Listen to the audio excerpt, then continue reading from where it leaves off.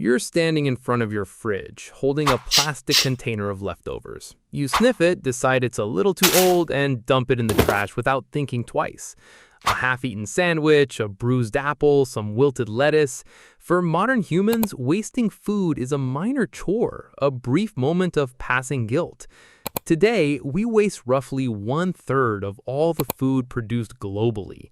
But if you think this reckless extravagance is just how humans are naturally wired, you are completely, fundamentally, embarrassingly wrong.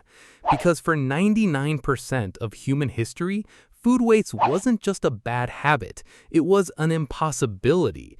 The image most people carry of the serious, survival-focused nomadic caveman is of a desperate hunter living hand-to-mouth, immediately gorging on a fresh kill before it rots in the sun. But that image is missing a massive, highly calculated detail. Ancient humans were sophisticated, highly strategic food preservationists. They knew how to freeze, dry, ferment, and literally can food hundreds of thousands of years before the invention of the tin can or the refrigerator. And the evidence isn't hidden. It's been sitting in plain sight, etched into ancient animal bones and preserved in the soil of archaeological sites for decades. This goes deep. Let's go. Start with the oldest direct evidence of food preservation ever found. Let's go back 400,000 years to Qesem Cave, located in modern-day Israel. Archaeologists excavating the site uncovered thousands of ancient fallow deer bones. But when they analyzed the leg bones, specifically the metapodials, they noticed something strange. The bones bore deep, heavy, highly unusual chop marks. These weren't the normal marks left from stripping fresh skin and meat from a carcass. They were marks made from stripping dry skin. The researchers realized that these ancient hominids weren't eating the deer leg bones immediately. Instead, they were bringing the limbs back to the cave, keeping the skin wrapped tightly around the bone and storing them like canned soup. A 2019 study replicated this exact storage method on freshly slaughtered deer legs and found that marrow kept inside skin-wrapped bones remains chemically stable, fresh, and highly nutritious for up to 9 weeks. Nearly 500,000 years ago, long before the first modern human ever evolved, our ancestors had figured out a primitive canning method. They understood that the bone and dry skin acted as a natural airtight seal to preserve high-calorie fat for a rainy day. But it gets even crazier. In that same cave, archaeologists analyzing 300,000-year-old stone blades found microscopic residues of wood ash. For a long time, historians assumed early humans just threw wood ash away, but wood ash is highly alkaline and has massive antibacterial properties. These ancient hominids were deliberately treating meat and animal skins with wood ash to delay rot, prevent bacterial growth, and extend the shelf life of their harvest. This wasn't just survival, it was biochemical preservation happening in the deep Paleolithic. Now, let's move forward in time to the cold, wet peat bogs of northern Europe. Imagine digging into a swampy bog in Ireland or Scotland and uncovering a giant wooden bucket filled with a waxy yellow substance. It's bog butter. For thousands of years, ancient agricultural and pre-agricultural communities buried massive amounts of butter, animal tallow, and meat deep in peat bogs.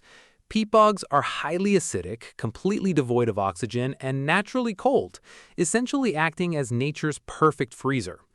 Butter buried in these bogs didn't spoil. It stayed preserved for years. In fact, archaeologists have found bog butter caches that are over 3,000 years old, and structurally, the fat remains intact. This wasn't a desperate mistake. It was a highly organized regional system of cold storage. And let's talk about what they were preserving, because this is where the science of survival gets truly fascinating. Modern humans love lean meat. We buy chicken breasts and trim off the fat, but to an ancient human, lean meat was actually dangerous. Eating too much lean protein without fat leads to a fatal metabolic condition called protein poisoning, or rabbit starvation. Fat was the ultimate currency of survival. Because of this, ancient humans had a near-religious obsession with utilizing every single gram of fat. They developed nose-to-tail consumption, where absolutely nothing was wasted. They smashed bones and boiled them in water, skimming the fat off the top to create bone grease. They invented pemmican, mixing dried lean meat with rendered fat and acid-rich berries to create a shelf-stable food that could last for years without spoiling. They turned animal stomachs into cooking bags and bladders into water skins. To waste any part of an animal was to invite starvation. Now, let's look at the transition to farming, because this is the detail that shatters the traditional agricultural narrative. For centuries, the mainstream theory was that humans settled down, grew crops, and then figured out how to build storage. But in the Jordan Valley, at an 11,000-year-old site called Dra, archaeologists found massive, sophisticated granaries built before wild plants were fully domesticated. These early humans constructed raised floor granaries designed specifically to prevent moisture buildup and keep rodents out. They mastered the technology of large-scale food preservation first as a prerequisite to agriculture, rather than as an afterthought. Here's the question that history is now seriously asking. What changed? How did we go from treating every single calorie as a sacred, hard-won miracle of preservation to casually throwing away millions of tons of food every day? The answer is convenience, but the cost is our connection to reality. For millions of years across most of the world, preserving food wasn't just a chore. It was a cognitive technology that shaped our brains, our social structures, and our survival. Our ancestors didn't survive because they were lucky. They survived because they were brilliant natural chemists, physicists, and resource managers. Ancient humans didn't waste food because they knew exactly what it cost to obtain it. The plants we harvest and the animals we eat are the legacy of thousands of generations of people who refused to let a single scrap go to waste.